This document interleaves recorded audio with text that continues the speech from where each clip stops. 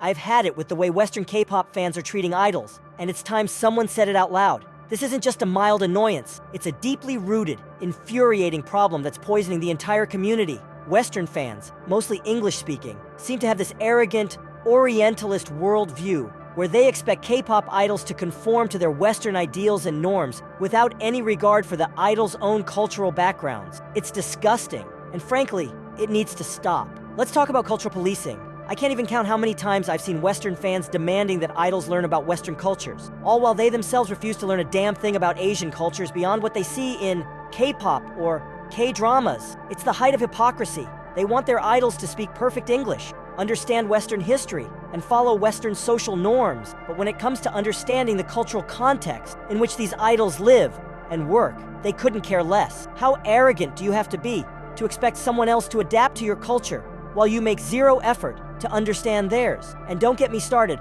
on the infantilization and feminization of male idols. This isn't just a quirky fandom thing. It's rooted in the same racist stereotypes that have been plaguing East Asian men for centuries. Western fans treat these idols like they're fragile, innocent beings who need to be protected and coddled, as if they're children who don't know any better because they're Korean. It's revolting. They talk about these idols like they're not even real people, but rather some kind of living dolls meant to fulfill their fantasy of the exotic Asian. They feminize them, strip them of their masculinity, and then turn around and speculate about their sexuality as if they have the right to do so. Who the hell do these fans think they are? It's not just about feminization either. There's this gross tendency among Western fans to project their own issues onto these idols, treating them like they're part of some kind of escapist fantasy, rather than real, complex individuals with their own thoughts, feelings, and cultural backgrounds. The way some fans talk about K-pop idols,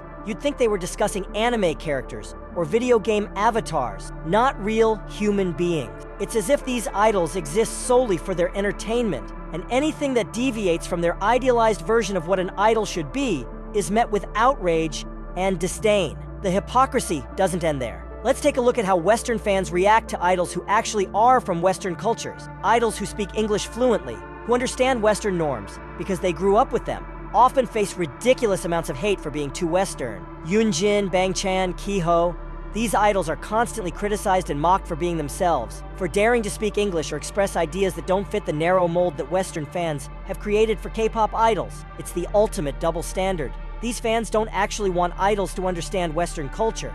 They want idols who are ignorant enough to be infantilized and educated by the fandom. It's sickening. But perhaps the most infuriating aspect of all this is how little effort these fans put into understanding the culture they claim to love. They consume K-pop as if it's some kind of trendy product, something that exists solely for their enjoyment, without ever bothering to learn even the most basic facts about Korean history, society, or cultural norms. They demand that idols conform to their Western standards, but can't be bothered to learn why things might be different in Korea. They look down on Korean fans, dismissing them as backward or too traditional, all while claiming to be more progressive and open-minded. The irony is overwhelming. These same fans are quick to criticize Korean netizens, acting as if they're somehow more enlightened and less critical of idols. But the truth is, Western fans can be just as vicious, if not more so. They'll tear an idol apart for the slightest perceived offense, all while patting themselves on the back for being woke and socially aware. The amount of racism and xenophobia that's disguised as criticism or education is staggering. These fans don't respect the culture they're engaging with. They see it as something to be corrected, something that needs to be brought in line with their Western ideals. And when they can't make that happen, they lash out, often in the most vile, hateful ways imaginable. The issue here isn't just a few bad apples, it's a systemic problem that's deeply ingrained in how Western fans interact with K-pop. They've created this toxic environment where idols are expected to be perfect representations of Western values, all while being exoticized and othered at every turn. It's a modern-day version of cultural imperialism, where the dominant Western culture tries to assert its superiority over everything else, and it's ruining K-pop. I'm sick of it. I'm sick of seeing idols treated like they're not real people, like they're just characters in some kind of twisted fantasy. I'm sick of the racism, the xenophobia, the hypocrisy. If you can't appreciate K-pop and its idols for who they are, complex individuals with their own cultural backgrounds and identities, then maybe you shouldn't be a fan at all. Stop trying to force your Western ideals onto a culture you clearly don't understand. Either learn to appreciate K-pop for what it is in its own cultural context, or move on to something else. It's time for a wake-up call.